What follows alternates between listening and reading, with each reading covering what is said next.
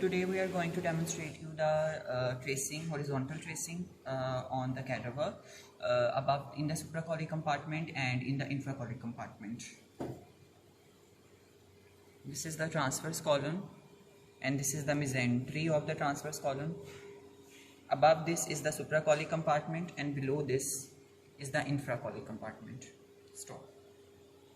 First we will do the tracing in the supracolic compartment.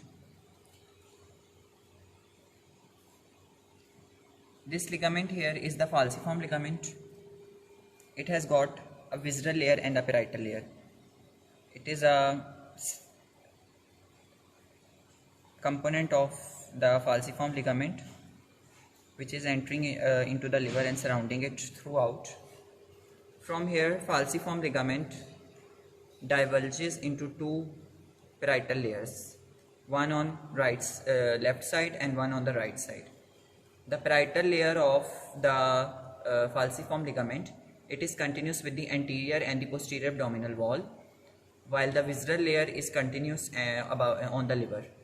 So first we will trace the parietal layer, and after tracing the parietal layer we will start from the left side, tracing it downward and then coming on the right side. So this will be the direction of the tracing. The parietal layer starts from here. The direction of my hand will show the direction of the parietal layer of the falciform ligament on the left side. So it goes like this. It runs along the anterior abdominal wall and reaches here. So this layer, the white layer you are seeing here, this is the parietal peritoneum. So the falciform ligament becomes continuous with the parietal peritoneum. Then this layer further dips into the deeper into the abdominal wall, into the deeper abdominal cavity. This is the spleen. Its position is like this. So going deep inside, it will surround the lateral abdominal walls. You can see here this white layer. It will surround the lateral abdominal wall, and after going deeper, it will form the lateral boundary of the linorenal ligament. This is the linorenal ligament, this one, and it has got an outer border and an inner border. We know that all the folds of peritoneum has all the folds have two layers, outer layer and inner layer. So this linorenal ligament's outer layer is formed by the falciform ligament first. Now I will trace this same diagram on the board so you can understand what is happening. So this is the transverse section of the abdomen above in the supracolic compartment. The layer that I have recently traced on the cadaver is this yellow layer, this yellow one.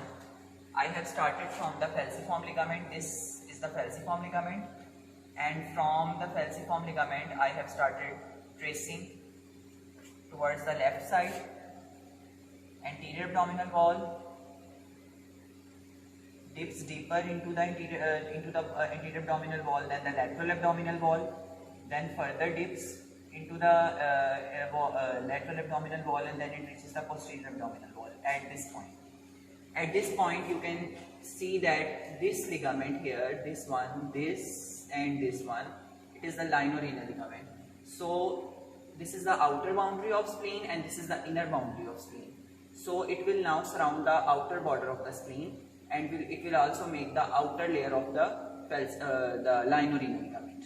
So from here we will continue forward. Okay. So after making the outer boundary of the linorenal ligament, this one, the outer boundary of the linorenal ligament, the peritoneum will now cover the outer surface of the spleen like this. It will surround the spleen in this manner, like my finger, and then it will come forward, and in the forward direction, this is the gastro-splenic ligament. This is the gastrosplenic ligament. Some part of gastrosplenic ligament has been cut. You can see here This is the cut portion of the gastrosplenic ligament. It has got an outer margin and an inner margin. You can see two folds, outer fold and inner fold. It was attached to the stomach. So after surrounding the spleen like this, it will form the outer boundary of the gastrosplenic ligament. It has covered the outer boundary of the gastrosplenic ligament. Now, after forming the outer margin of the gastrosplenic ligament, it will surround the stomach from exterior, the anterior surface of the stomach.